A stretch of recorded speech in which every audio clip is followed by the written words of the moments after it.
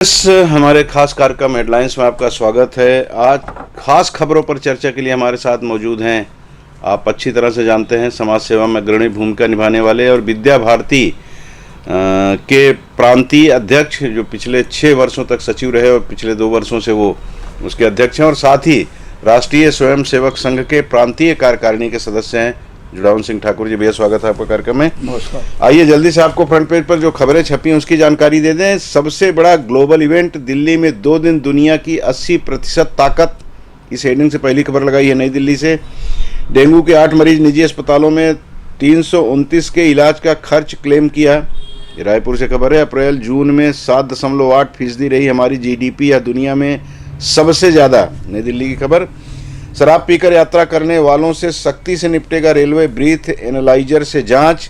इतिहास का सबसे सूखा हुआ गर्म माह बीता अगस्त, बारिश सामान्य से 35% कम। यह खबर भी दिल्ली से है। इंडिया की बैठक, विपक्ष का सीट बंटवारे पर फोकस, आज लोगों की लॉन्चिंग। ये मुंबई से खबर है। चुनावी घमासान, संतोष शाह आज करेंगे पदाधिकारियों के साथ मंथन, राहुल आएंगे कल। ये पहली खबर है अखबार की रायपुर से। 2 छात्रों की आत्महत्या से भावुक राष्ट्रपति बोली, सकारात्मक रहे, तनाव से होंगे मुक्त। ये रायपुर की खबर। महामाया दर्शन के बाद सीयू दीक्षांत समारोह में होंगी शामिल, राष्ट्रपति से जुड़ी हुई खबर है। महादेव सट्टा ऐप के मास्टरमाइंड सौरव रवि के साथ रायगढ़ का एक हिडन पार्टनर, इस हेडिंग से एक प्रमुख खबर छपी है। ईडी ने दुर्ग के उद्योगपति लोढ़ा को मुंबई में किया गिरफ्तार। क्या फिर मास्टर स्ट्रोक, इस हेडिंग से एक अखबार ने पहली खबर लगाई है। केंद्र ने अचानक बुलाया 5 दिन का विशेष संसद सत्र, 18 से 22 तक चलेगा। एजेंडे पर सरकार चुप, अटकलें शुरू। राम राज्य बनाने के लिए राम और सीता जैसा बनना होगा राष्ट्रपति बनने के बाद पहली बार आई मुर्मू बोली, जय जोहार। रायपुर से खबर है। और कल से सूर्य साधना में हम, इस हेडिंग से भी एक खबर प्रमुखता से छापी गई है। ये चंद्रयान के बाद भारत की एक बड़ी कामयाबी होगी, उसमें हम सफल होते हैं तो प्रयास तो है, वही सफल मान लिया जाए, वो खबर भी प्रमुखता से लगी है। चलिए हम इसी की बात कर लेते हैं। कल से सूर्य साधना में हम जो सनातनी लोग हैं वो सूर्य की बड़ी उपासना करते हैं, और ये माना जाता है कि वो ऐसे प्रत्यक्ष देव हैं जिनका दर्शन हम कम से कम 10-12 घंटा रोज किया करते हैं। और वो देव हमें मुफ्त में जो चीज़ें दे रहे हैं, उसको जब हम खरीदते हैं तो पता लगता है कि कितनी कीमती चीज़ें हमें उनकी तरफ से दी जा रही हैं, कितनी कीमती सुविधाएं उनकी तरफ से हमें प्रदान की जा रही हैं। उनका अध्ययन करने के लिए हमारे वैज्ञानिक, हमारे ऋषि मुनि, भारतीय ऋषि मुनि आज की जिनको हम वैज्ञानिक कह रहे हैं, वो प्रयासरत हैं। कितना सफल होंगे ये तो बाद में पता लगेगा, लेकिन ये प्रयास ही सफलता का प्रतीक है। जुड़ावन भैया जी, सूर्य भगवान के बारे में तो पुराणों में, और ये जो प्रत्यक्ष देवता जिसको हम कहते हैं जी, कि सारी दुनिया को ऊर्जा प्रदान करने वाला है, तो सूर्य देवता है। और जो अपना प्रमुख स्थान उनको हिंदू संस्कृति में, भारतीय संस्कृति में जो मिला है, सूर्य नमस्कार का, सूर्य को अर्घ्य देने का, उसके पीछे भाव यही है कि वो जो हमको दे रहे हैं तो एक कृतज्ञ भाव से उनको हम अपने ओर से एक आदर, एक सम्मान और उसकी पूजा के रूप में हम सब करते हैं। सूर्य उपासना के अनेक ऐसे अपने व्रत त्योहार में भी आता है। जी जी। और उसके जो वैज्ञानिक कुछ जो बातें हैं उसको ध्यान में लाने के लिए, और यह जो प्रयास किया जा रहा है वैज्ञानिकों की ओर से, क्या चंद्रमा में हम जो ढूंढ रहे हैं, और एक एक करके धीरे धीरे, कल ही दिया था कि फास्फोरस के बारे में भी उन्होंने कुछ वो भेजा है, जी जी, जो रोवर है। तो कुल मिलाकर के कि सूर्य के पास पहुंच पाना तो बड़ा कठिन है, जी जी, लेकिन फिर भी यह एक अनुमान लगाकर कि 15 लाख किलोमीटर तक के जाकर वहाँ पर और अपना स्थापित करके, और जो कुछ भी जानकारी आगे प्राप्त होगा उस आधार पर टेक्नोलॉजी में, विज्ञान में जो कुछ भी सुधार किया जा सकता है, उसकी जानकारी लिया जा सकता है। यह प्रयास एक सराहनीय है। आगे सफलता मिले, यही ईश्वर से कामना करते हैं। बिल्कुल बिल्कुल, प्रयास ही अपने आप में सफलता का परिचायक है। और ये कहा जाता है ना कि सूर्य के नज़दीक जाना, मतलब अपन इतनी तपिश बर्दाश्त करते हैं कभी कभी गर्मी के महीने में, या अभी भी कर रहे हैं, बीच बीच में बारिश के समय भी जब बारिश थोड़ा सा कम हो जाती है, सूर्य उदित होते हैं तो ऐसा लगता है कि पूरा शरीर जल रहा है। इतना दूरी है हमारी उनके बीच में, और वहाँ नज़दीक जाके उस पर अध्ययन करना वाकई ये बहुत बड़ा प्रयास है। और ईश्वर हमारे वैज्ञानिकों को सफल करे। अक्सर हम लोगों के मन में बात आती है, फिर वही अब जुड़ावन भी है, चूँकि इस क्षेत्र में महारत हासिल किए हुए उस पर अध्ययन बहुत है, कि हमारे ऋषियों मुनियों ने जो पहले किया था अब हम उसी को खोज रहे हैं, उसी को रिसर्च कर रहे हैं। जी जी। तो ये चीज़ें सूर्य के नज़दीक जाना, तो जो हमारे यहाँ जो कथाएं हैं कि सूर्य भगवान हनुमान के गुरु भी रहे और हनुमान जी ने उनको निगल भी लिया था, ये सारी जो कथा है एक मैंने कहीं न कहीं एक थोड़ा सा आश्वस्त इसलिए भी होते हैं क्योंकि हनुमान जी तो पहुंच गए थे और पहुंच ही नहीं गए, उनको निगल गए, ऐसा जो एक वो मिलता है, एक कथानक है जी। तो उसमें अब उन्होंने तो ये भी बोला कि भाई तुम मेरे से कैसे गुरु दीक्षा ले पाओगे, मैं तो चलते रहूंगा जी, स्थिर होके तुमको दीक्षा दे नहीं सकता। तो बोले मैं भी चलूंगा। तो बोले चलोगे तो ऐसा थोड़ी होगा, बोले पीठ थोड़े दिखाओगे। तो उन्होंने कहा कि नहीं, मैं पीछे चलते हुए, ऐसा जो एक कहानी में आता है। कुल मिला करके हनुमान जी वहाँ पहुँचे थे, किस आधार पर पहुँचे थे, उसका वैज्ञानिक कारण क्या था, ये सारी बातें कहीं न कहीं हमारा जो धर्म है, हमारी संस्कृति है, वो वैज्ञानिकता के आधार पर ही उसको धर्म का स्वरूप एक जामा पहनाया जाता है। तो वैज्ञानिकों ने ये हिम्मत किया है, एक साहस जुटाया है, और नेतृत्व भी आज उनको हर प्रकार से समर्थन करने के लिए पूरा समाज भी उस दिशा में उनको एक प्रोत्साहन करने के लिए खड़ा है। इसलिए ऐसी एक उम्मीद तो है और हमारी शुभकामना है। बिल्कुल बिल्कुल, उम्मीद इसलिए हम लोग मानते हैं कि हमारे डीएनए में है वो, हमारे ऋषियों मुनियों ने जो कुछ हमें दिया है। और जो बात आपने कही बिल्कुल सच है कि हमारे यहाँ ज्ञान के बाद विज्ञान होता है, मतलब ज्ञान के ऊपर विज्ञान होता है, विज्ञान के बाद ज्ञान नहीं, ज्ञान के बाद विज्ञान कहा जाता है। हम बोलते भी वही है, ज्ञान विज्ञान, मतलब ज्ञानी जो है वही विज्ञान को समझता है। तो सीधी सी बात है कि विज्ञान सबसे ऊपर है। और हमारे यहाँ जो ऋषियों मुनियों ने कहा है, या जो हमारी कथाएं हैं जो हमें बताती हैं कि नहीं, हम इन ग्रहों पे लोग थे और वहाँ से थे क्या हैं। अब एक काल ऐसा था कि जब उनसे वार्तालाप हुआ करता था, एक काल ऐसा था जब लोग आना जाना करते थे एक दूसरे के लोक में, आज वो नहीं है। और उसका कारण यही रहा कि जब जब विज्ञान आगे बढ़ा है तब तो विनष्ट हुआ है जी जी, और उसके बाद फिर नया सृजन हुआ है। बिल्कुल बिल्कुल। तो वैसे ही हम नया सृजन है, और ये कोशिशें जो हो रही हैं एक मुकाम तक जाएगा, फिर उसके बाद इस सृष्टि विनष्ट होगी। ये तो क्रम चला आ रहा है ऐसे पता नहीं कब से, और ये आगे चलता रहेगा। और सही है कि हमारे वैज्ञानिक ही इसमें सफल होंगे, ये कहने में कोई भी संकोच किसी को भी भारतीय को नहीं होता। कारण वही है कि हमारे यहाँ जो कहा गया है वो यथार्थ है, वो सच है, और वो हकीकत में एक दिन हमारे सामने आएगा, ये मान कर चल रहे हैं। क्या फिर मास्टर स्ट्रोक इस पर हम चर्चा करेंगे। इसमें एक खबर है, मैं उसी से इसको जोड़ रहा हूँ। इसमें नहीं, दूसरी खबर है जिसमें अभी G20 का कार्यक्रम होना है, और उसमें यह है कि लगभग 2700 करोड़ रुपए खर्च करके भारत मंडपम तैयार किया गया है। और ये माना जा रहा है कि 80% ताकत जो दुनिया की है वो 9 और 10 सितंबर को भारत में रहेगी। चीन के राष्ट्रपति हो सकता है आगे पीछे हो जाए, न पहुँचे, वो उस पर हम बाद में भैया से जानकारी लेंगे। लेकिन पहले ये कि एक कार्यक्रम के लिए 2 दिन के लिए आप 2700 रुपये खर्च कर रहे हैं, इसको लेकर के किसी भी विपक्षी नेता की या बीबीसी की तरफ से कोई आपत्ति नहीं आई कि भारत गरीब देश है तो इतना खर्चा क्यों कर रहे हैं G20 के लिए। लेकिन 600-650 रुपये में जो हमने चंद्रयान 3 भेजा था, उसको लेकर के बीबीसी ने ज़रूर अपनी तकलीफ जाहिर की थी कि बताइए गरीबी है, अशिक्षा है, उसको इस पैसे से दूर किया जाता तो ज़्यादा बेहतर था। तो इसको क्या ये मान लिया जाए कि इंग्लैंड का मानसिक दरिद्रतापन है, ये जलन कह लें इसको क्योंकि कभी हमारा मालिक था। जी जी, कभी कभी ऐसा है कि भारत को गरीब देश बताना और उसके पीछे एक षड्यंत्र पूर्वक गरीब देश है बताने के लिए जी हमारे ऐसे पिछड़े क्षेत्रों में जाकर और उनका फोटो खींचना, वीडियो बनाना, ये तो निरंतर उनका चल रहा था जी जी। परंतु अब भारत वैसा पहले भी नहीं था जी जी, और आज भी जो जिस प्रकार से बात बोलते हैं तो ये जरूर है कि उसमें जो 2700 करोड़ की बात आप बोल रहे हैं और उसमें जो बताना चाहते हैं जी सरकार की ओर से कि यह जो कुल मिलाकर के G20 अपने देश में हो रहा है जी जी, तो उसको एक प्रभावी ढंग से किसी प्रकार से कोई कमी उनको न दिखाई दे, ऐसा प्रयास सरकार की तरफ से होगा, ऐसा मुझे लगता है।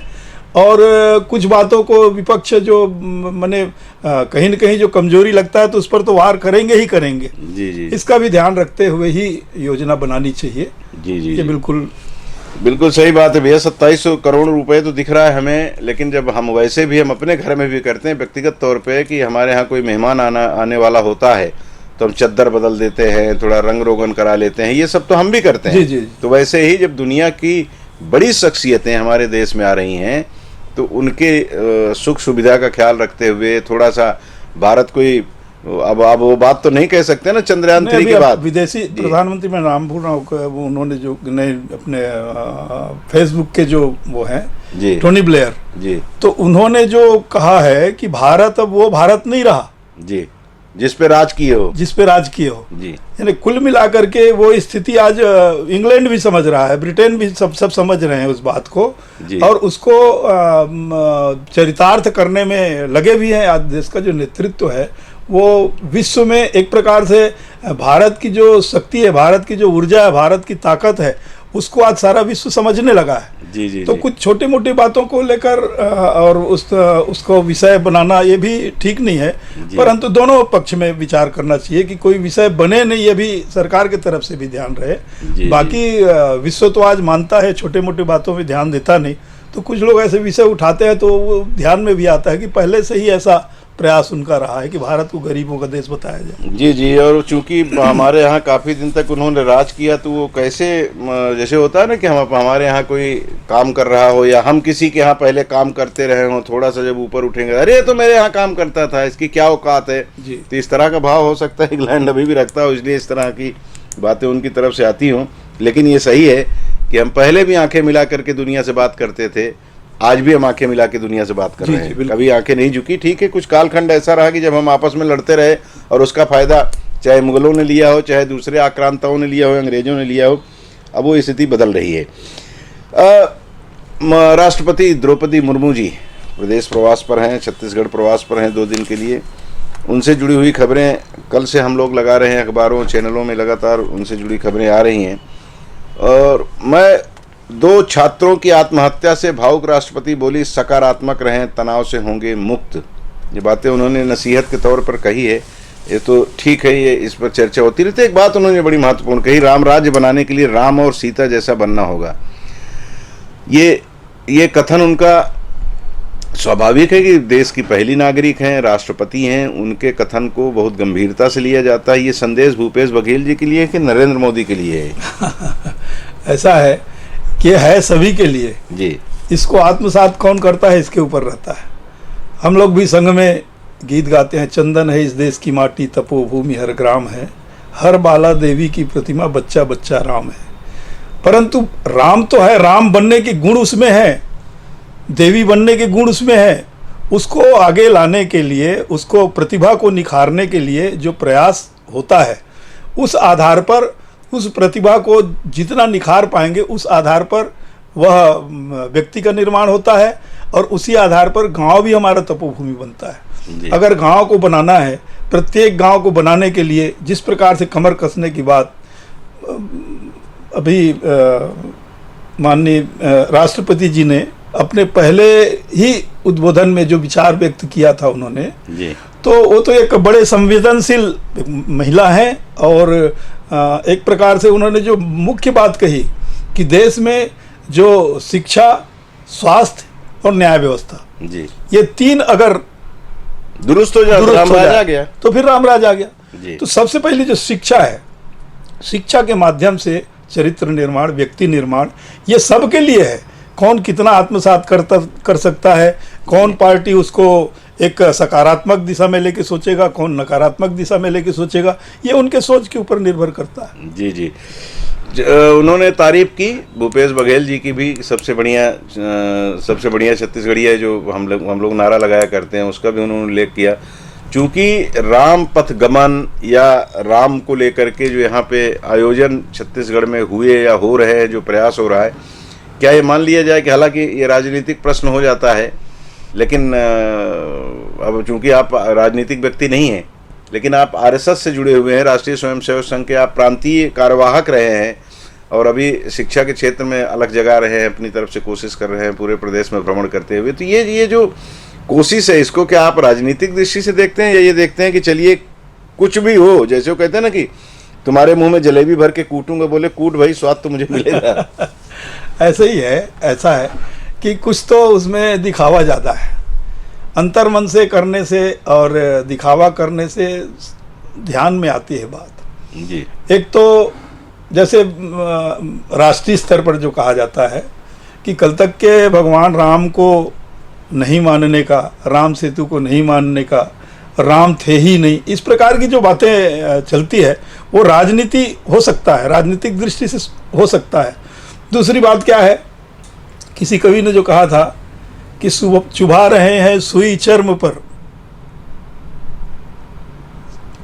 जी। पीड़ा हो पर मुंह न खोले, जी अंतर मन में आग धधकती, चुप रहे पर मुंह न खोले। जी। तो ये जो बातें हैं, ऐसा नहीं है कि हमारे जो समाज के लोग हैं उनके अंतर मन में नहीं है।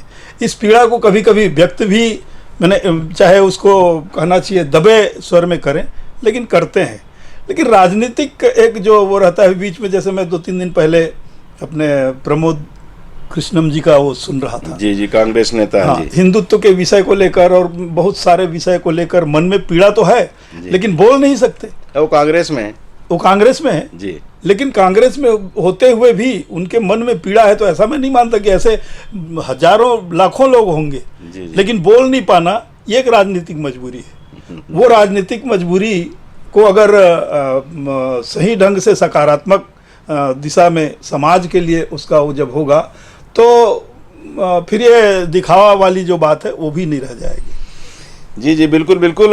द्रौपदी जी ने जो कहा है राम राज बनाने के लिए राम और सीता जैसा बनना होगा, तो प्रतीक के रूप में उन्होंने लिया है राम और सीता जी को। राम जी का मतलब यह है कि सबके साथ समानता का व्यवहार, सबके साथ न्याय का भाव, और उनको उनकी अर्धांगिनी के रूप में सीता जी ने जिस तरह से साथ दिया उनका, वो उनको पूर्ण बनाने में, वो एक प्रतीक है कि आप हम सब के मन में अगर उस तरह का भाव आ जाएगा तो परिवार खुशहाल हो जाएगा, समाज खुशहाल हो जाएगा, देश खुशहाल हो जाएगा, ये पूरी वसुधा खुशहाल हो जाएगी।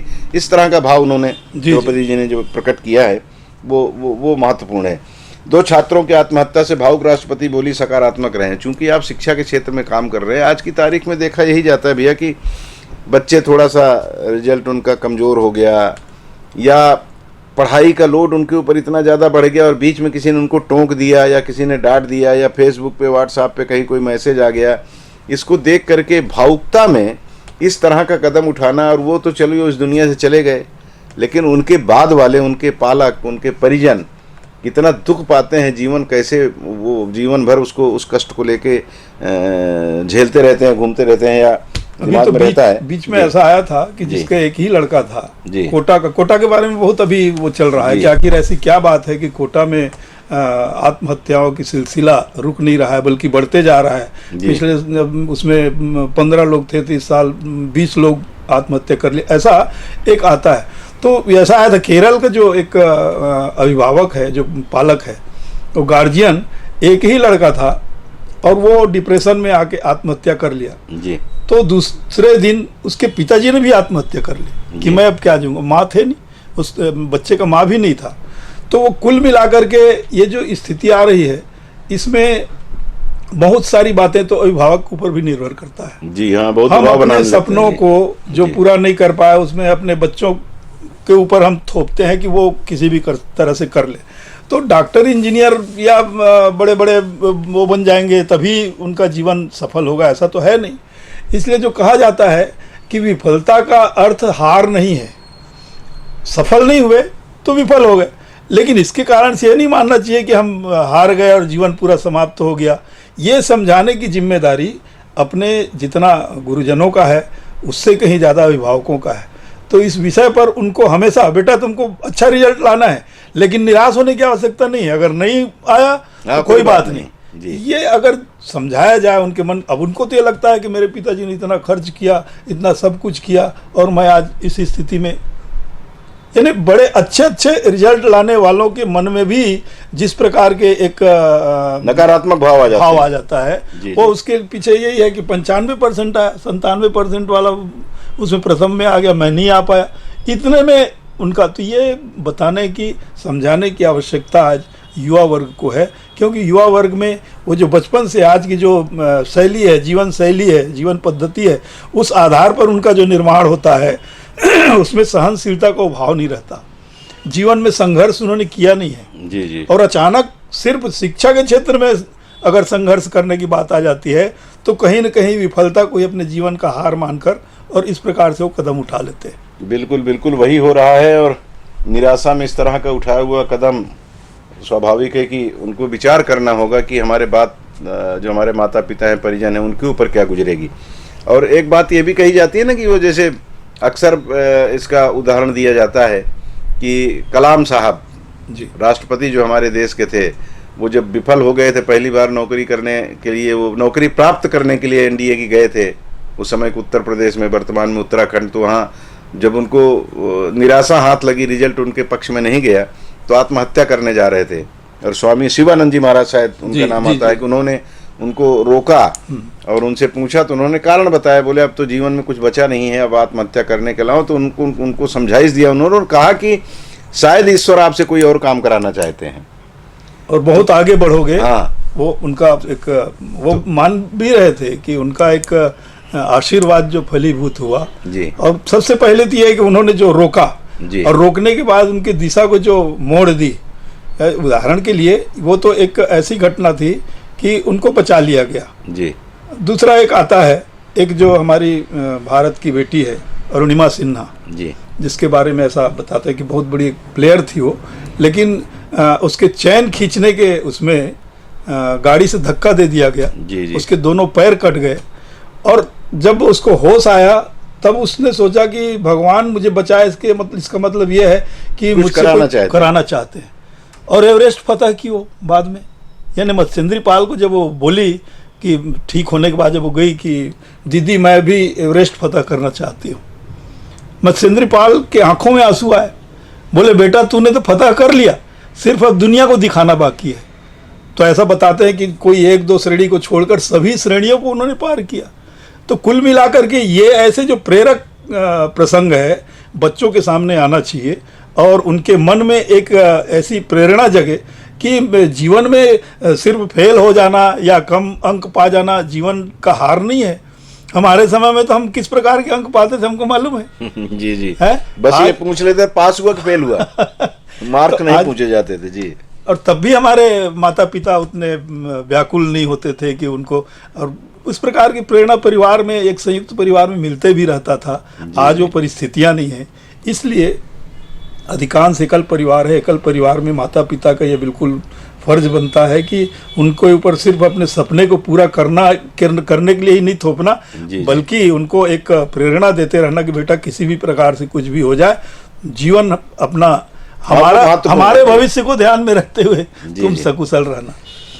बिल्कुल बिल्कुल। और एकल परिवार में भी बच्चे भी अब एकल में भी एकल हो गए हैं। अकेले कमरे में रहना, मोबाइल पे बहुत कुछ भरा पड़ा है, अच्छा बुरा उसको सबको देखना, तो उसकी वजह से भी ये स्थितियां बनती हैं।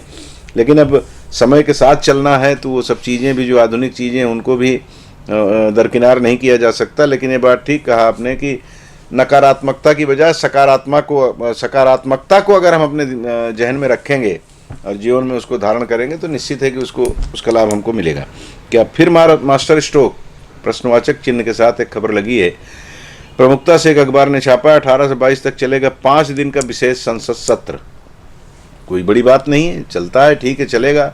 लेकिन इसमें जो महत्वपूर्ण चीज़ें आने वाली हैं, जो खबर बता रही है कि महिलाओं के लिए संसद में 1/3 अतिरिक्त सीट देना, नए संसद भवन में shifting, uniform civil code bill पेश हो सकता है, लोकसभा विधानसभा चुनाव 7 कराने का बिल आ सकता है, और भी कुछ चीज़ें हैं जिसपे इस अखबार के प्रतिनिधि ने अपनी तरफ से जानकारी निकाली कि इस पे संभवतः चर्चा होगी और कुछ निर्णय लिया जाएगा। इसीलिए हेडिंग है, क्या फिर मास्टर स्ट्रोक। इसमें महत्वपूर्ण होगा यूनिफॉर्म सिविल कोड, जिसको लेकर के जब चर्चा होती है तो लोग एकदम से शुरू हो जाते हैं बिलबिलाना, अपने अपने ढंग से उस पर प्रतिक्रिया व्यक्त करना शुरू कर देते हैं कि भारत में ये चीज़ें नहीं हो सकती।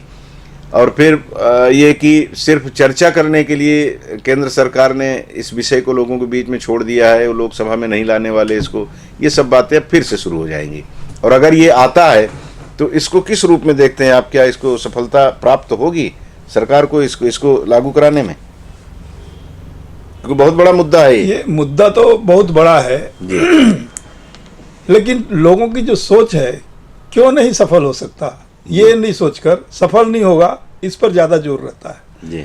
मेरा ये मानना है कि सामान्य नागरिक संहिता तो ये हमारी भारत की पहचान है जी। भारत में लोकतंत्र जिस प्रकार से हम अपने पौराणिक काल से लेके आधुनिक काल में भी जैसा हम देखते हैं कि आज से 50 साल पहले तक सभी वर्गों के सभी उसके लोग और कैसे एक साथ रहते थे जी। एक समान व्यवहार था, एक समान अपने सारा कुछ था। हम लोगों ने भी बचपन में देखा है, गांव में तो जानते नहीं थे ईसाई मुसलमान और ये सारी बात, चाचे बाबा होते थे। हाँ, रिश्ता ही रहता था जी। हमारे चांद खा करके हमारे एक मामा जी थे, सगे भांजा से ज़्यादा मानते थे, हमारे हर पर्व त्योहारों को मनाते थे, हम उनके उसको यानी कुल मिला करके ऐसा भेदभाव जो पैदा हुआ जी। यानी एक तरफ जो वास्तव में सांप्रदायिकता फैला रहे हैं जी। वो जहाँ पर समरसता की बात चलेगी उसको सांप्रदायिकता कहा जाता है। तो आज तो सांप्रदायिकता की परिभाषा ही बदल गई है जी। कुल मिलाकर के जो इस प्रकार के काम करते हैं वो स्वयं आरोप लगाते हैं कि जो एक उदाहरण के लिए बताता हूँ, पहले कहीं पर आदिवासी सम्मेलन, हरिजन सम्मेलन, पिछड़ी जाति सम्मेलन और ये सब पहले भी कर रहे थे, अभी भी लोग कर रहे हैं। लेकिन अगर हम ये बोलते हैं कि एक विराट हिंदू सम्मेलन करेंगे जिसमें कोई यानी जात पात और इसका नहीं रहेगा, सब हम हिंदू हैं, तो वो सांप्रदायिक है जी। यहाँ से सांप्रदायिकता शुरू करते हैं। कुल मिलाकर के ये हिंदू वहाँ पर ये भी नहीं रहता कि ईसाई नहीं आ सकता कि मुसलमान नहीं आ सकता। हिंदू सम्मेलन कहने से एक जो नाम का राष्ट्रवाची नाम है इसका जी जी। तो कुल मिलाकर के यहाँ पर अनेक ऐसे लोग हैं आज, जैसे भारतीय जनता पार्टी में भी अनेक ऐसे जो कार्यकर्ता हैं और जो जिस प्रकार से विषय रखते हैं, एक राष्ट्रीय सोच रखने वालों का राष्ट्रीय मुस्लिम मंच है, उस मुस्लिम मंच में हम मुस्लिम बंधुओं की बातचीत सुने, ये राष्ट्रीय भाव ये आना चाहिए। ये कुल मिला करके इसमें हमारे जैसे सरसंघ चालक जी के पास एक बार कुछ लोग आए, उन्होंने कहा कि आप हिंदुओं के बारे में विचार करेंगे तो हम पर कौन विचार करेगा, क्या हमको आप छोड़ देंगे? तो बोले नहीं, राष्ट्र भाव से ऐसे जोड़ने वाले उन्होंने विचार किया और फिर एक बोले आप लोग तैयार हो, हम लोग उसमें साथ देंगे। राष्ट्रीय मुस्लिम मंच बन गया, आज देश भर में काम चल रहा है। तो ऐसा नहीं है, कुल मिलाकर के एक समान नागरिक संहिता को स्वीकार करने के लिए हर वर्ग में ऐसी भावना है, बनाया जा सकता है। जहाँ पर नकारात्मक है उसको किस दिशा में ले जाकर अपन विचार करेंगे। अगर नकारात्मकता आता है कि इसको आने के बाद ऐसा हो जाएगा वैसा हो जाएगा, ये जो राजनीतिज्ञ लोग ज़्यादा इसको नकारात्मक भाव को ज़्यादा बल देते हैं, इसलिए दिक्कत आती है। और फिर हर बात का विरोध करना, मैंने कल तो मैं वो यहाँ तक के सुना जो अभी के काल को, जैसे अभी अपना अमृत महोत्सव चला देश भर में, अब अमृत महोत्सव के बाद उनका एक कहना है कि 75 साल से लेके जो 100 साल हमारा पूरेगा ये हम अमृत काल मान रहे हैं। तो गरल काल है ये अभी अपने क्या नाम उनका, अधीर रंजन जी तो बोलते हैं ये अमृत काल नहीं गरल काल है। जो जैसे जिस दृष्टि से देखते हैं, जिस दृष्टि से सोचते हैं, सोचने का ढंग भी अपना किस प्रकार से है, अपने संस्कार को भी हम पीछे रख के और राजनीति करते हैं तो उसमें कहीं न कहीं एक दुराव आता है। ये दुराव अगर न लाकर एक सकारात्मक दृष्टि से और इसको अगर लागू करते हैं तो समान नागरिक संहिता ये देश के लिए उपयोगी है। हाँ, वो तो वही हो गया जाकी रही भावना जैसी। जी जी। तो अब जिसके जैसे भाव हैं, सुधार भी आते जाएगा। जी जी। धीरे धीरे हर प्रकार की सुधार आती जाएगी। जी जी। पहले अपना समाज जैसा था ऐसा निर्माण होगा। बिल्कुल बिल्कुल। और हालांकि ये सही बात है जो तर्क दिया जाता है कि बहुत सारी संस्कृतियां हमारे यहाँ पनपी हैं, अलग अलग समाज में अलग अलग ढंग से लोग उसको देखा करते हैं, अलग अलग ढंग से जीने का उनका तौर तरीका है। अब जैसे होता है कि हम छत्तीसगढ़ में भांजा भांजी को बड़ा पवित्र रिश्ता मानते हैं, या उत्तर भारत के अधिकांश राज्यों में ऐसा है कि उनको उनकी उनकी वो एक समझ लीजिए वो पूजा करते हैं, उनके पांव छुएंगे, उनको सब तरह से दान दक्षिणा देते हैं जैसे ब्राह्मण को दिया जाता है। लेकिन कुछ भारत में कुछ क्षेत्र ऐसे हैं जहां भांजी के साथ विवाह करना सबसे ज़्यादा पवित्र मानते हैं लोग। जी जी।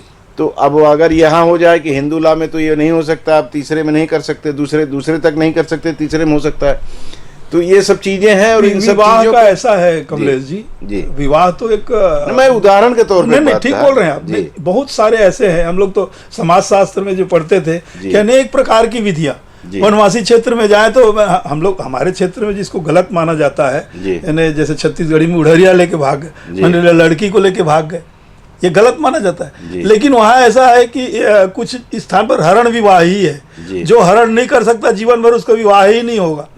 यानी लेकिन हम प्राथमिकता किसको देंगे? समान नागरिक संहिता बनेगा तो हर क्षेत्र की अपनी अपनी जो लोक रीति, वेद रीति और ये जो कहा जाता है, ये इन सब का समापन हो जाएगा, ऐसा नहीं है। उसको धीरे धीरे कैसे नागरिक संहिता में उसको शामिल किया जाएगा, वो उस पर विचार करेंगे। उसमें कोई बहुत बड़ा खाली वो चर्च में या मस्जिद में या यहाँ और वहाँ शादी होगा तभी वो शादी विवाह मतलब यह है कि समाज की स्वीकार्यता, समाज जिसको स्वीकार करता है वो है, बाकी जिसको स्वीकार नहीं करता, बहुत सारे अभी है जिसको समाज स्वीकार नहीं करता, लेकिन चल रहा है धड़ल्ले समाज में। जी।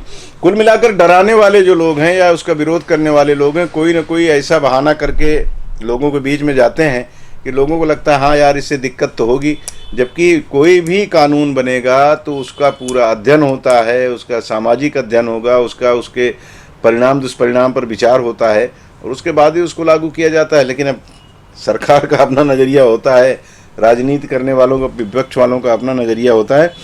लेकिन इसको लेकर के अब ये भी कहा जाता है कि भाई नहीं, वो ये भाजपा का तीन ही तो मुद्दा उनका प्रमुख रूप से धारा 370 राम मंदिर और ये अपना यूनिवर्सल सिविल कोड, ये यूनिफॉर्म, ये इसको लेकर के बीजेपी अपनी तरफ से दो तो मुद्दे उसने अपने ठीक कर लिए कि 370 हटा दिया, राम जी का मंदिर बन रहा है।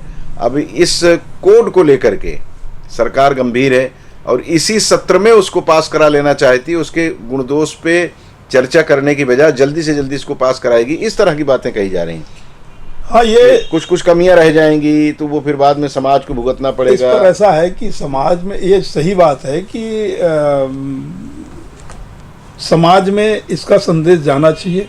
और एक प्रकार से जो जनमत की बात बोलते हैं, तो जनमत कोई 4 दिन में हो जाएगा ऐसा तो है नहीं, जनमत के लिए पर्याप्त समय चाहिए, उस समय सीमा। लेकिन संदेश से जरूर जाना चाहिए कि समाज में इस प्रकार की चर्चा हुई, उन्होंने उसको स्वीकार्यता दी है। तो ये विषय तो बहुत दिन से चल रहा है, जिनको सुझाव देना है सुझाव भेज भी रहे हैं। एक प्रकार से जनमत संग्रह का एक प्रयास तो चल रहा है। जी। वो अपने अपने ढंग से सब समाज ने कर रहा है। अब उसको किस प्रकार से सरकार ने उसको स्वीकार किया है, और उस पर जैसे कुछ संगठन के लोग भी बोले थे कि भाई इस विषय पर अगर पहले वो खुल जाए कि क्या क्या होने वाला है, उस आधार पर हम अपना वोट दे सकते हैं।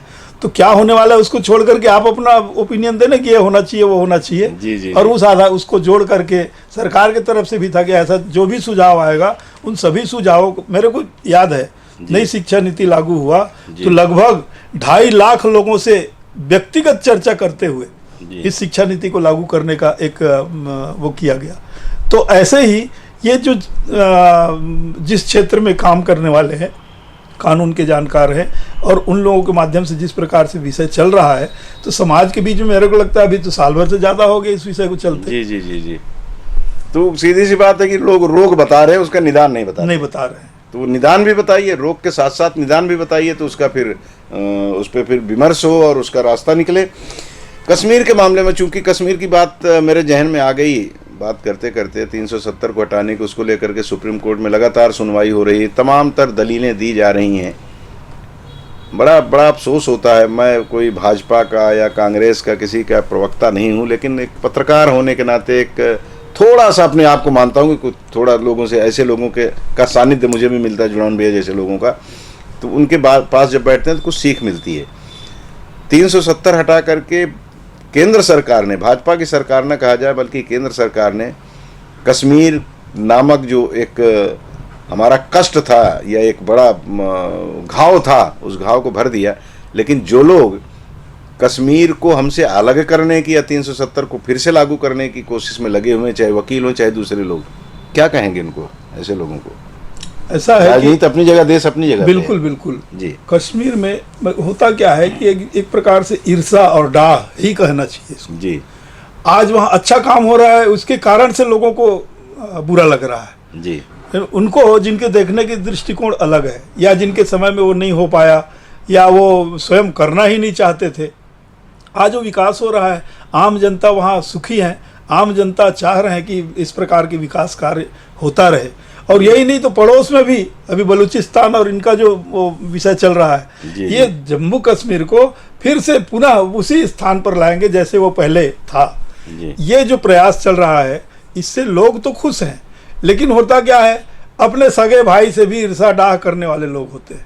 अपने जैसे आजकल जो बोलते हैं ना कि दूसरे को खुशी देखकर आदमी ज्यादा दुखी हो रहा है, अपने सुख, अपने दुख से दुखी नहीं है, दूसरे के सुख से दुखी ज्यादा दुखी है। तो वैसे ही जो सोच रखने वाले हैं, उनके लिए नहीं तो जो कश्मीर को भारत का स्वर्ग जो कहा जाता था और फिर से भारत का स्वर्ग बनाने का अगर प्रयास चल रहा है, तो इस पर सबको खुश होना चाहिए।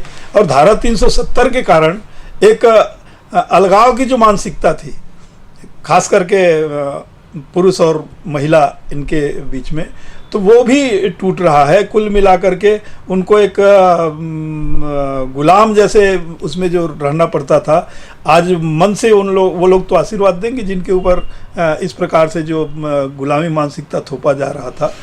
दूसरा, ये जो धारा 370 के हटने के कारण ही नहीं, कुछ साहसिक ऐसे कदम भी वहाँ पर उठाए गए कि आज वहाँ पर स्वयं आज राहुल जी जब जा रहे हैं मोटरसाइकिल में कहीं भी चले जा रहे हैं, जहाँ पर गए जहाँ झंडा फहरा है, कुछ समय पहले तक वहाँ क्या स्थितियाँ थी, इनका भी आकलन तो करते होंगे। उस आकलन के आधार पर उनको ये कहना चाहिए कि आज यहाँ पर हम लोग पहुँचकर स्वतंत्रता पूर्वक सब कुछ करने का अगर वो मिला है तो ये प्रशंसनीय है, करने वाला कोई भी हो। मुरली मनोहर जोशी जी जब अपनी पार्टी के अध्यक्ष थे, तो उस समय जब वो गए थे जी, तो उनके साथ लकीराम अग्रवाल जी, स्वर्गीय लकीराम अग्रवाल जी भी गए थे, और आके उन्होंने जो दृश्य बताया था, मैं भी उसको सुनने गया था कि कैसे वो पुलिस के साये में, संगीनों के साये में वहां तक पहुंचे और झंडारोहण जब किया, तो उसमें वर्तमान प्रधानमंत्री भी थे, मोदी जी भी। तो वो हालात जो उस समय के थे, उसको जिन लोगों ने देखा है, जिन लोगों ने पढ़ा है, अब लोगों का संस्मरण सुना है, उनको पता है कि कश्मीर कैसा था। 32-35 साल हो गए, आज कैसा है। ये दिख रहा है कि राहुल जी आराम से आप वहां जा रहे हैं। 1 करोड़ से अधिक सैलानी वहां पिछले कुछ महीने में गए हैं जी। और सीधी सी बात है कि जहां जम्मू जाने में भय लगता था, वैष्णो देवी जाने में भयभीत हो जाते थे लोग, वहां श्रीनगर में अंदर जा रहे हैं और बिल्कुल बॉर्डर वाले इलाके में जाकर के लोग पर्यटन का आनंद ले रहे हैं। तो सीधी सी बात है कि कश्मीर सुधर रहा है, और जो लोग उसके पक्ष में बात कर रहे हैं, मैं कहता हूँ कि वो देशद्रोही हैं, चाहे वो वकील हों चाहे कोई भी। वकीलों की अपनी एक भाषा रहती है, उनका कहना है कि भाई हमको न्याय दिलाने का काम है हमारा, हम तो उधर से खड़े होते हैं। ठीक है, वो एक बात होती है, लेकिन कई बार मैं अक्सर इस बात को कहता हूं कि कई मामले ऐसे हैं कपिल सिब्बल जी, जिसमें आप लोगों ने तय किया कि इस मामले में वकील आरोपी पक्ष के साथ खड़े नहीं होंगे, क्योंकि उन्होंने ऐसा दुर्दांत अपराध किया है जी कि उनके साथ खड़े होंगे तो हमारे अभी लताड़ मिल भी रहा है उनको। इसमें ऐसा मैं कुछ इसमें कहना चाहूँगा, एक वकील की बात, वकील है ठीक है, वो संयोग से वो वकील है, लेकिन उसका संस्कार कैसा, ये अगर हम देखें जी, तो एक शब्द आता है, एक ही उसमें जायदाद और विरासत जी, ये दोनों लगता है एक जैसे है जी, लेकिन अंतर कितना है कि जैसे बोलते हैं रेलवे ट्रैक में जहाँ पर दिशा बदलता है, वहाँ अंतर तो बहुत कम रहता है, 1 इंच का ही अंतर रहता है जी, लेकिन वो धीरे धीरे जो दिशा बदलती है तो हजारों किलोमीटर का अंतर आ जाता है जी, जी। ये इनको जो दिशा जो बदला है, जिम्मेदारी और विरासत जी, जिम्मेदारी बोल रहा हूँ, जायदाद जो है, उस जायदाद को हम एक आर्थिक आधार पर वो करते हैं कि हमने अपने बेटे के लिए बहुत जायदाद छोड़ा जी, है ना, वो जायदाद छोड़ा तो उसमें खेती बाड़ी, हीरा मोती, महल बना दिए, ये सब आपने जायदाद में हो गई, लेकिन विरासत नहीं है। लेकिन विरासत में क्या दिए जी। तो विरासत में जो इनको मिला, जी, विरासत में यही मिला है, अलगाववाद की दृष्टिकोण से इस प्रकार से बात करना, ऐसा करना। विरासत में ये जमीन जायदाद नहीं रहता, बल्कि वहाँ पर धर्म, संस्कृति, संस्कार, एक शीलता का भाव, ये सब जो विरासत में मिलता है, जिनको इस प्रकार से विरासत में मिला, जायदाद कुछ नहीं मिला है। जी, जी। मोदी जी की क्या जायदाद है, या और भी बहुत सारे ऐसे लोग हैं, एक मोदी जी के नहीं बोल रहे, हाँ, कई लोग हैं। जी, जी। उनको विरासत में जो मिला है, जी, चाहे वो संगठन के विरासत के रूप में, अपने पारिवारिक विरासत के रूप में, उनको यानी इस प्रकार के लोगों को जो विरासत में मिलता है, उसका अपना जीवन एक अलग प्रकार से होता है। जी। और जो जायदाद को ही मुख्य मानकर चलते हैं, आज ऐसे लोगों को जो विरासत में मिला वो प्रत्यक्ष सामने आता है। तो चाहे कोर्ट हो, कहीं पर भी हो, अपने विरासत को वो प्रत्यक्ष सामने ले आते हैं कि उनको विरासत में क्या मिला है। तो कुल मिला के झगड़ा ये है कि आप अगर कुछ भी कहोगे, सही बात को तो गलत करना, ये एक प्रकार से प्रतिपक्ष नहीं होकर सिर्फ विरोधी पार्टी ऐसा स्वरूप अपना ले आना, ये बहुत गलत है।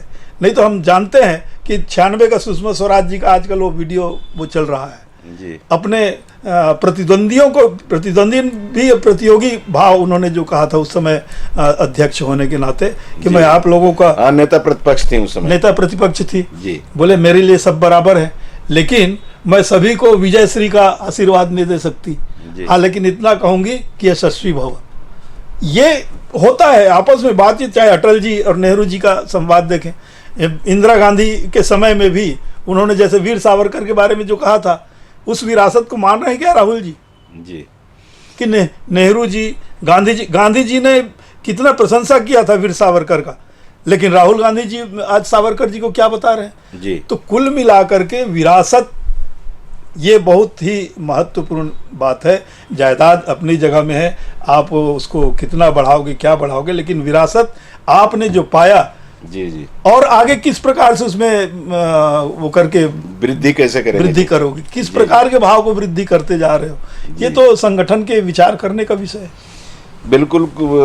वीर सावरकर जी को लेकर के कुछ कमेंट्स जो हुए हैं, उसको लेकर अभी वर्तमान में जब मैं आपसे बात कर रहे हैं तो मुंबई में विरोध चल रहा है, भारतीय जनता युवा मोर्चा के लोग विरोध कर रहे हैं। और ये अब तो चूंकि चुनाव आ रहा है तो ये सब बातें होगी। कोरबा से जुड़ी खबरें कुछ खास नहीं है, भुजली से जुड़ी हुई खबरें हैं। कल भुजली माता का विसर्जन किया गया और कोरबा में भी उस तरह का वातावरण रहा पूरे छत्तीसगढ़ में, वो खबर प्रमुखता से लगी। और रक्षाबंधन कल मनाया गया और उससे लेकर के भी राजनीति से जुड़े हुए लोगों ने रक्षाबंधन मनाया और दूसरे लोगों ने वो खबरें, उस पर हम थोड़ा सा चर्चा जरूर करेंगे भुजली पर। लेकिन एक महत्वपूर्ण खबर अभी जो मेरे ध्यान में आ रही है, लोकसभा विधानसभा चुनाव कराने का बिल आ सकता है। मुझे तो लगता है कि भगवान सद्बुद्धि दे आ ही जाए, इसलिए कि मुझे तो व्यक्तिगत तौर पे याद है, भैया तो ज़्यादा समझते होंगे उसको, कि 77 में जब चुनाव हुआ था तो लोकसभा विधानसभा का चुनाव एक साथ हुआ था। जी जी। उसके बाद फिर क्रम बदलता चला गया, मध्यावधि चुनाव बीच में आए, लोकसभा का और फिर विधानसभाओं का क्रम बिगड़ गया। एक ही दिन में चुनाव हो जाता था, पूरी मशीनरी एक दिन लग जाती थी, सारा काम हो जाता। आज की तारीख में पूरे 5 साल चुनाव होते हैं। कहीं आचार संहिता लगने के कारण काम रुक रहा है, तो कहीं फिर वो फ्री में बांटने का जो एक चलन आ गया है कि उसने इतना बांटा है पश्चिम बंगाल ने तो छत्तीसगढ़ को इतना बांटना चाहिए, छत्तीसगढ़ ने इतना बांटा तो मध्य प्रदेश को भी अपनी तरफ से आश्वासन लोगों को ये देना चाहिए घोषणा पत्र में अपने। ये जो क्रम है और जो खर्चा है, मुझे लगता है कि सब पे रोक लगेगी और ये बिल्कुल हो ही जाना चाहिए। होना चाहिए, पहले हो भी रहा था। कल मैं देख रहा था कि टीवी में जो बहस चल रही थी उसमें वैसे बताया कि पहले लगातार ऐसे ही होता था, सभी चुनाव एक साथ हो जाते थे, हमने भी देखा है। लेकिन बाद में जो धीरे धीरे वो जो इसका कुछ कारण से वो एक दो मध्यावधि चुनाव जो हुए उसके कारण, लेकिन वहां से फिर अलग होते गया। तो ये बताया ना कि बिगड़ने का क्रम शुरू होता है तो बिगड़ते जाता है, जब तक कि उस पर रोक न लगे। और रोक लगा के और उसको फिर से अगर सही पटरी पर लाने का प्रयास होता है तो अच्छी बात है।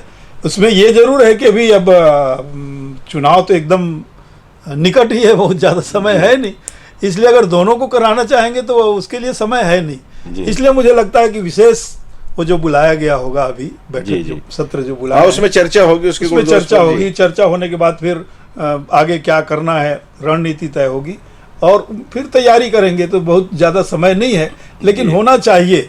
अगर देश के खर्च को आर्थिक दृष्टि से जो ध्यान कहीं पर तो जाता है कि वहाँ इतना खर्च होता है, वहाँ उतना खर्च होता है, इस पर भी जाना चाहिए। बिल्कुल बिल्कुल होना चाहिए। वे ये खर्चीला है, इस पर रोक लगे और सब चुनाव एक साथ हो जाए।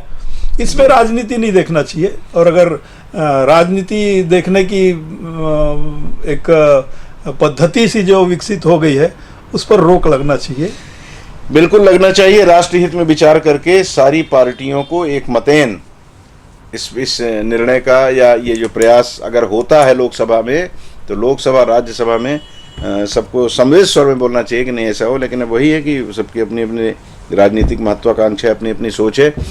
चलते चलते भोजली की बात कर लें। आज भी कुछ लोग भोजली का आयोजन करवा रहे हैं, कुछ दल करवा रहे हैं। कोरबा में भी छत्तीसगढ़ के अन्य हिस्सों में कल भोजली का विसर्जन किया गया। अब हमारे यहाँ दिक्कत ये हो गई कि कहीं 30 तारीख को रक्षाबंधन मनाया गया, कहीं 31 को मनाया गया। तो जहाँ 30 को मनाया लोगों ने, वहाँ 31 को कर लिए, और जहाँ 31 को मनाया गया वहाँ आज भोजली माँ का विसर्जन किया जाएगा। ये ठीक है कि आगे पीछे हो रहा है। हम लोग पहले परिहास में कहा करते थे बचपन में कि मुसलमानों का एक त्योहार है ईद जी, वो कभी कहीं आज मन रही, कहीं कल मन रही है। अब वो हिंदू त्योहारों में भी ऐसा हो गया है कि कई त्योहार ऐसे हैं जहाँ भ्रमित तो हो जाते हैं आदमी। तो वो ठीक है अपनी जगह पे, लेकिन ये भोजली वाली बात जो आती है, ये जो लोग छत्तीसगढ़ की संस्कृति को, परंपरा को नहीं समझते, उनके लिए है ये कि ये इसको आप ये साधारण से ये नहीं कि को महिलाएं सिर पे रख ली और वो हरा हरा वो निकला हुआ है जौ का या गेहूं का और उसको ले जा करके विसर्जित कर रही हैं, झूमते हुए चल रहे हैं। कुछ इसके पीछे का जो भाव है वो इतना प्यारा है। आप ही बताएं भैया इसको। इसमें ऐसा है जी कि जिस दिन से बुआई होता है जी उससे लेके 15 दिन तक जी एक एक भाव उस माता के बारे में प्रकट किया गया है। जी। जिस दिन अंकुरित होता है, बीज डालने का भाव, अंकुरित होने का भाव, धीरे धीरे बढ़ने का भाव, फिर 15 दिन में जिस प्रकार से उसका वो आता है, एक माता का सही स्वरूप। जी। और दूसरा, उसको 4 भाग में बांटकर गीत भी बनाया गया। देवी गंगा लहरा तुरंगा, मतलब उसको जी, जी। एक लहर के साथ में, गंगा माता के साथ में जोड़ करके, जी। और भीगे 8 अंगा, माने 8 अंग को भिगाने का, फिर 8 अंग को 4 भाग में, मतलब उनका पहनावा जी हरा जो है वो प्रतीक है एक हरियाली का, जी, जी। प्रकृति का। उस प्रतीक के आधार पर और उसको एक माता का स्वरूप देते हुए देवी गंगा, उसको जो एक उत्साह के साथ गांव में, पहले तो बचपन में हम लोग देखते थे कि भोजली के दिन कितना उत्साह रहता था। फिर लोग एक दूसरे से मितान बदते हैं। जी जी। वो जो कान में पे रखते खोचेंगे हैं जी। और कान में खोज के मितान, मतलब ये मितान की जो पद्धति है, ये गाँव में हम लोग देखते थे कि जो बद नहीं पा रहे कुछ लोगों का, तो ऐसा रहता था आपस में झगड़ते थे, उनको मितान बदवा देते थे। जी। उस दिन से झगड़ा खत्म। यानी ये जो मितान एक, और ऐसा ही नहीं है कि मितान बदले तो हो गया।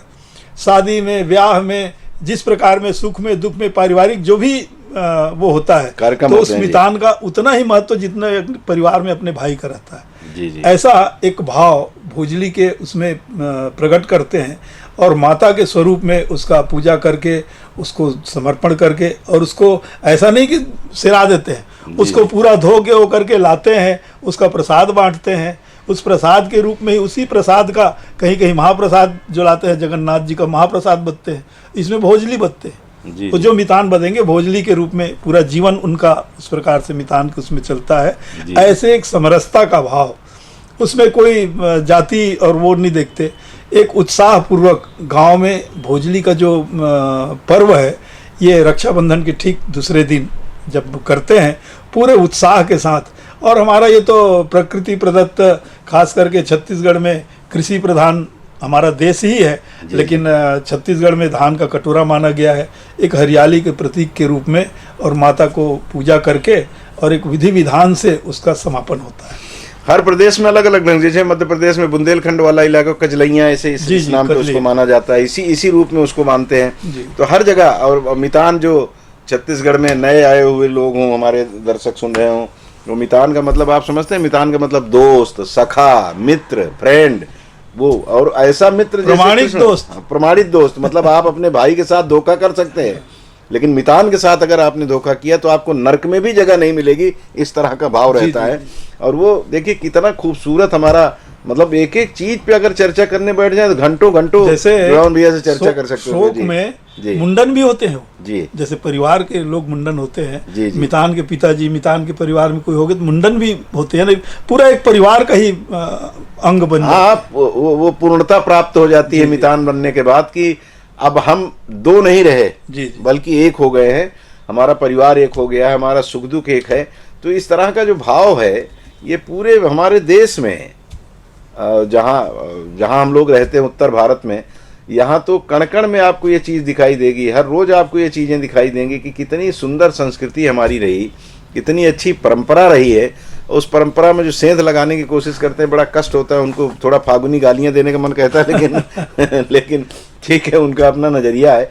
अब मतलब हमें अपनी संस्कृति पे गर्व होना चाहिए, उसका उपहास उड़ाने वाले जो है ना उनको जवाब देना चाहिए कि बेवकूफ़ों तुम नहीं समझ रहे हो तो मैं समझ रहा हूँ, तो मेरा मन गंदा मत करो, बल्कि तुम अपने मन को ठीक करने का प्रयास करो। ये सारी चीज़ें हमको उन्नति के रास्ते पर ले जाती हैं, प्रकृति के नज़दीक ले जाती हैं, ईश्वर के प्रति और नज़दीक ले जाती हैं। ये सब भाव हमारे मन में तभी जागृत होगा जब उसके अंदर जाने का, उतरने का प्रयास करेंगे।